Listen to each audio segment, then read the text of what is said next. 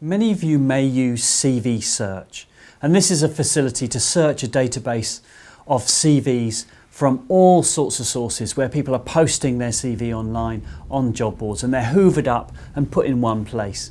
And this is an interesting source, particularly if you're looking for qualified staff. If you're insisting that you must have people with previous experience before you take them. And I think broadly that strategy is a mistake. But if you are in the short term needing people that are qualified in the role, then CV Search does become an option, because you can search specifically for experience, or even search for other organisations that are competitors of yours where they might be working. Now, I'm not a fan or a proponent of stealing staff from other providers. I think we really need to grow the workforce rather than swap between providers. But nonetheless, CV Search could work for that.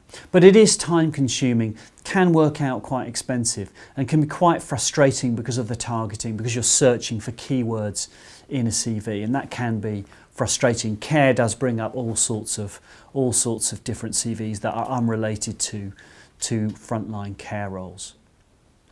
It is, of course, very much a source of active job seekers, because by definition people are putting their CV online, often most recently updating it because they're unhappy or thinking of moving, and there's a question there about their motivation. And of course, one of our challenges is that most of what we want from somebody is not on their CV. It's their values, their motivation, their calling, all those things you cannot see from a CV.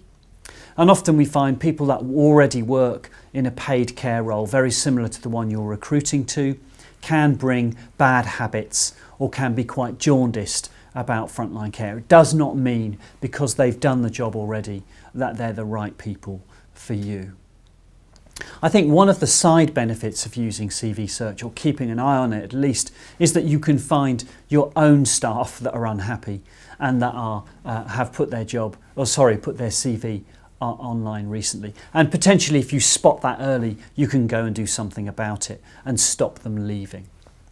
But broadly speaking, you'd have to question why people are looking to move, and then try and find a reason. If you're contacting them, you have to pitch to them, why would I want to work for you? And that means you'll have to have some kind of story prepared. Maybe you're a provider that's closer. It's going to mean a reduced commute for them, or you're paying more money, or something else.